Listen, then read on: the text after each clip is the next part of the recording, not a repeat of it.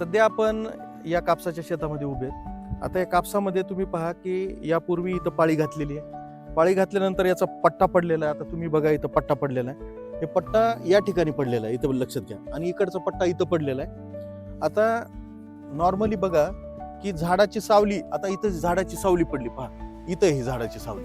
आता पूर्ण झाडाची 12 वाजताची सावली, आता जवळपास 12 वाजलेले आहेत, म्हणजे पूर्ण झाडाच्या खाली सावली पडलेली आहे. पहिल्यांदा समजून घेऊ आपण झाडाच्या मुळ्या कशा असतात. आता याच्यामध्ये तुम्ही पहा की झाड जे असतं, ह्या झाडाच्या सेंटर पासून जे शेवटचं फांदी आहे त्याच्या एक्झॅक्ट खाली पर्यंत त्याच्या मुळ्या दोन्ही साईडनं, चारही साईडनं याच्या मुळ्या पसरतात. आता या झाडामध्ये तुम्ही बघू शकता की पाळी जी पहिली पाळी घातलेली आहे त्यांनी 8 दिवसापूर्वी, ही पाळी सावलीमध्ये साधारणतः एक 12-15 सेंटीमीटर पर्यंत त्यांचं त्या आवताची ब्लेड आलेली आहे. या ठिकाणी वखराची ब्लेड आली आहे. याचा अर्थ काय, आणि शेतकरी कशा पद्धतीनं पाळी घालतात, आवतावर उभारून पाळी घालतात. आणि याच्यामुळे काय होतं की आवत जे असतो त्याचे कुल्टर्स जे असतात साधारणतः 20 ते 22 सेंटीमीटर ते लांबणीचे असतात.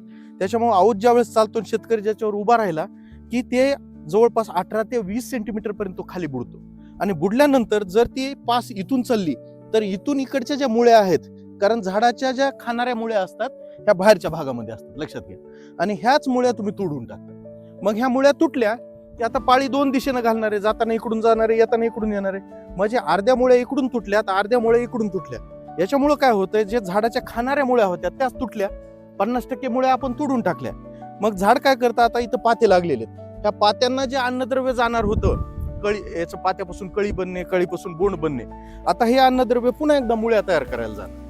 आणि याच्यामुळं काय होतं की झाड अननेसेसरी त्या मुळ्या डेव्हलप करत बसतं आणि पात्याला त्या ठिकाणी अन्नद्रव्य कमी पडतं आणि पाते तिथं गळून पडतात. मग आपण म्हणतो की पाते गळून चालले. तर या पद्धतीनं आता आपल्याला पाळी घालायची नाही, आता आपल्याला सुधारित पद्धतीनं पाळी घालायची, ती आपण आता प्रॅक्टिकली बघू.